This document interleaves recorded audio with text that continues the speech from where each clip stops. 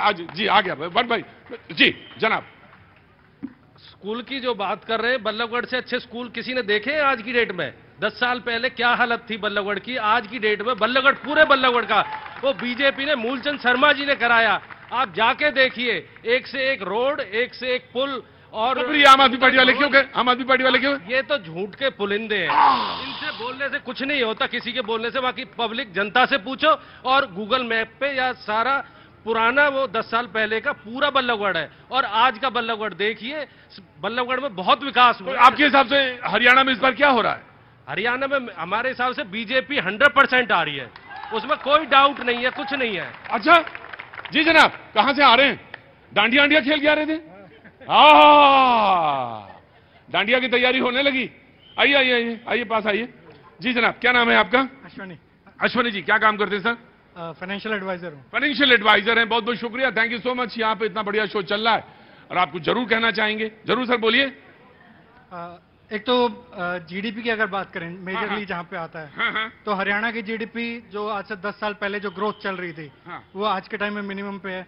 Loan की, date की बात करें हरियाणा पे, आज के टाइम पे ऑल टाइम हाई है। हरियाणा स्पेसिफिक अगर अनएम्प्लॉयमेंट रेट की बात करें, वो ऑल ओवर इंडिया से मच हायर, इंडिया में 6-7% के आसपास है, यहाँ पे करीबन 18-20% के आसपास। अभी जो आंकड़े हैं उसके हिसाब से तो 3.5 और 4 के आसपास है। ये दिखाने वाले हैं, जो एक्चुअल रेट है वो 18-20% के आसपास है हरियाणा का। अच्छा, बिल्कुल। मैं तो जो अखबार के जो और जो रिपोर्ट थी वो मैंने कहा कि वो सारी जगह तो ज्यादा है। लोग, हम भी यही समझ रहे थे कि हरियाणा में ज्यादा है, लेकिन जो 3 दिन पहले आंकड़े आए उसके हिसाब से तो ये था। लेकिन मैं जी, हाँ जी हाँ जी हाँ जी, अच्छा अच्छा, मैं समझ गया, आपके इलेक्शन की बात थी जी। पता नहीं ये फाइनेंशियल एडवाइजर कहाँ के हैं? अरे नहीं नहीं सर, ऐसा ना कहें। नहीं है, नहीं, मैं ऐसा नहीं कह रहा हूँ, कोई आराम से। अभी आपने एक सुनाया, ऐसी बाणी बोली है, तो दूसरे को ना कहे, और ये निकाली मतलब नहीं होना चाहिए। लेकिन जो आंकड़े कह रहे हैं कि जो 7-8% है, ऐसा नहीं है। और दूसरा देखिए सब, हरियाणा जहाँ तक है, मैं भी यहाँ पर कई राजस्थान से आया हूँ 20 साल पहले। 20 साल पहले फरीदाबाद में आ गए? हाँ, फरीदाबाद में आ गया जी। अपना कोई बिजनेस करता हूँ, हाइड्रो पावर प्रोजेक्ट का काम है मेरा। तो 20 साल पहले जब मैं आया था, यहाँ पर ये हाल था, जो बाईपास रोड है, यहाँ पूरा रेत उड़ते थे जी, और पूरा गड्ढे, हर जगह गड्ढे गड्ढे गड्ढे। पूरा मेन जो आप मतलब रोड आप देखते हैं आज, उसमें सिंगल रोड होती थी, एक सिंगल, जो अब 6 लेन दोनों तरफ है। ऐसे ही आप अभी बाईपास पे देखेंगे, कितना सुंदर ब्रिज बना है, देखने लायक। आप लोग सब देख सकते हैं, बॉम्बे तक ऐसे जोड़ा है। अभी मेरा बेटा महाकाल पे गया जी, 11 घंटे में अपनी गाड़ी से पहुंच गया, नहीं तो यहाँ से। Very good.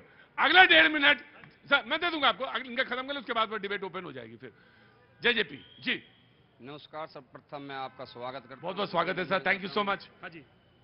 हम 4.5 साल हरियाणा सरकार में रहे, और सरकार में रहते हुए हमने किसान और गरीब और कमेरी की आवाज़ उठाने का काम किया। मैं आपको चंद एग्जाम्पल दे देता हूं। और माता बहनों के लिए हमने 50% चुनाव की, 50% सहयोगी महिला को देने का काम किया। हमने 33% डिपो में आरक्षण देने महिला को काम किया। मैं किसान की बात करूं, किसान को आज मंडी में जाता है और 24 घंटे के अंदर उसकी पेमेंट आती है। तो चौधरी दुष्यंत चौटाला जी सरकार में थे, उन्होंने ये काम किया। और मैं बात करता हूं फरीदाबाद की। जब फरीदाबाद में दुष्यंत चौटाला जी ग्रीवेंस चेयरमैन थे, तो उन्होंने सर्वप्रथम, जब ग्रीवेंस में कोई ग्रीवेंस लगी हुई थी, तो मैं बीपीटीपी का आपको उदाहरण देता हूं। बीपीटीपी में एक सोसाइटी है, जो एक प्राइवेट बिल्डर 26 रुपए यूनिट जनरेटर से उसको अपने कस्टमर से जो वहां लेता था। और दुष्यंत जी ने तुरंत एक आदेश किया, जो नॉर्मल रेट बिजली का है, जो 4 या 6 रुपए यूनिट है, उस यूनिट से दिलाने का काम किया। दुष्यंत चौटाला जी जब ग्रीवेंस के मेंबर थे, उन्होंने, ये हमारा ग्रीन फील्ड है, ग्रीन फील्ड को पक्का कराने का काम किया। जब लगा बीजेपी को कहीं ना कहीं हम फरीदाबाद शहर में पकड़ बना रहे हैं, तो दुष्यंत चौटाला जी को ग्रीवेंस हटाने का। एक चीज बताइए, दुष्यंत जी थे तो खट्टर साहब की सरकार ही में ना? बिल्कुल। अब मुझे लगा कि कहीं और, कहीं मुख्यमंत्री थे क्या? नहीं। मैं दुष्यंत जी के जो महकमे हैं, डिपार्टमेंट, 20,000 किलोमीटर सड़क बनाने का काम पीडब्ल्यूडी में उसने किया। चाहे जीएसटी का काम हो, आप आंकड़े खा के देख ले, जीएसटी के मंत्री थे। यदि सबसे ज्यादा रेवेन्यू आने का काम किया तो दुष्यंत चौटाला जी की सरकार में काम किया। चाहे मैं एक्साइज की बात कर लूं, एक्साइज में रेवेन्यू जो सबसे ज्यादा आने का काम किया, दुष्यंत चौटाला जी सरकार थे, उन्होंने किया। देखिए, हमको समझा लीजिए आप जितना समझाना हो, लेकिन समझाना आपको एक्चुअली में जनता को ही है, और बताना जनता को ही है ये कैसे है हुआ, कैसे हुआ जी। ये तो इनकी साजिश थी, बीजेपी कांग्रेस डरी हुई थी। तो दुष्यंत चौटाला जी एक मात्र हरियाणा के नहीं, पूरे देश के सबसे युवा साथी।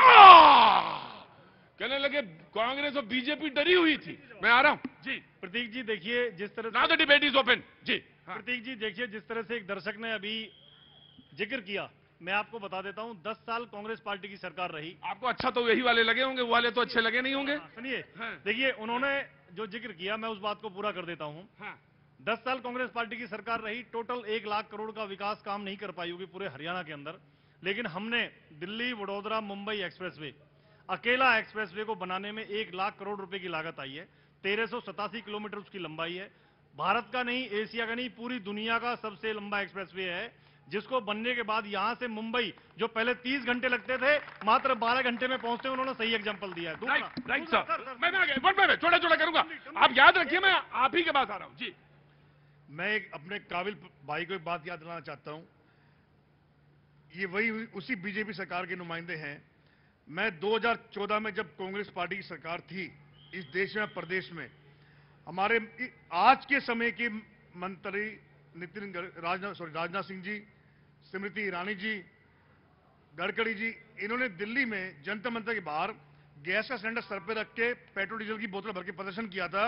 हमारी सरकार बनने पे उस समय पेट्रोल डीजल का रेट 50 से 60 रुपए के लगभग था। हमारी सरकार बनने पे हम पेट्रोल डीजल का रेट 50 से 60 रुपए से कम करेंगे। गैस सिलेंडर की सब्सिडी आएगी, 400 रुपए का पड़ेगा। आज पिछले 10 साल से पेट्रोल डीजल 100 के पार, दाल चीनी 100 के पार, प्याज और उसकी भूली जाइए, और गैस के सिलेंडर की सब्सिडी भी बंद करने वाली ये भागी पार्टी है। राइट, एक बात कहना भूल गए कि सबसे महंगा पेट्रोल डीजल कांग्रेस राज्यों में है, ये कहना भूल गए। सुनिए, दूसरा एक बार बता देता हूं, देखो आपको, ये कांग्रेस के शासनकाल में महंगाई इतने चरम पे थी कि बेचारे बॉलीवुड वालों ने मजबूरी में गाना बनाया था कि सखी सैया तो खूब ही कमात है, महंगाई डायन खाए जात है। ये गाना बना था कांग्रेस शासनकाल में। आज जो सिलेंडर रेट में मिल रहा है उससे ज्यादा मिलता था। आज 500 रुपए में 50 लाख लोगों को ये भारतीय जनता पार्टी की सरकार 500 रुपए में माताओं बहनों को सिलेंडर देने का काम करती है हरियाणा प्रदेश के अंदर। दूसरा, फरीदाबाद के विकास को पंख कैसे लगेंगे, ऐसे उड़ेगा फरीदाबाद, उड़ना शुरू कर दिया है। सुनिए, बता देता हूं आपको, यहां जेवर एयरपोर्ट में एक एक्सप्रेसवे बन रहा है, उसको जोड़ने के लिए, फरीदाबाद की कनेक्टिविटी के लिए भारतीय जनता पार्टी की सरकार ने, उस समय पूर्व के मुख्यमंत्री श्री मनोहर जी ने और हमारे केंद्र में मंत्री श्री कृष्णपाल गुर्जर जी ने, नितिन गडकरी जी से, जेवर एयरपोर्ट का जो ग्रीनफील्ड एक्सप्रेसवे 2100 करोड़ रुपए की लागत से बन रहा है, 1 साल में बनके तैयार हो जाएगा। फरीदाबाद के विकास को वो पंख लगेंगे जो कभी नहीं लगे। दूसरा, मैं आया जी। मैं अपने काबिल भाई से फिर एक बात कहना चाहता हूं। देखिए, एक होती है इंसानियत, मुझे लगता है इन्होंने इंसानियत को भी साइड में रख दिया, क्योंकि इन्होंने शायद अभी नतीजा आने वाले, फिर घर ही बैठना है इन्होंने। ये जाती हुई सरकार के जाते हुए प्रवक्ता हैं। ये देखिए, मैं हैरान हूं अंधभक्ति से, इन्हें महंगाई नहीं दिखाई दे रही, फरीदाबाद की जनता का दुख नहीं दिखाई दे रहा, वो डूबती हुई एसयूवी नहीं दिखाई दे रही, इन्हें रोते जो घरों में राशन नहीं है। और दूसरी बात, इन्होंने जो एक्सप्रेसवे गिनाया बिल्कुल गिनाया, उनमें से ये बताना भूल गए हैं मेरे भाई कि कांग्रेस पार्टी टाइम में एक्विजिशन शुरू हो चुकी थी, पास हो चुका था। आखिरी बात, एक बात और कह रहा हूं, एक बात और, मैं पीछे नहीं बोला, लेट मी कंप्लीट। अभी मेरे भाई ने कहा कि अभी कुछ राज्यों में जो कांग्रेस शासित राज्य हैं उनमें पेट्रोल डीजल यहां से महंगा है। यस है, उसके पीछे भी कारण ये लोग हैं। क्यों? क्योंकि जहां पे सरकार कांग्रेस की नहीं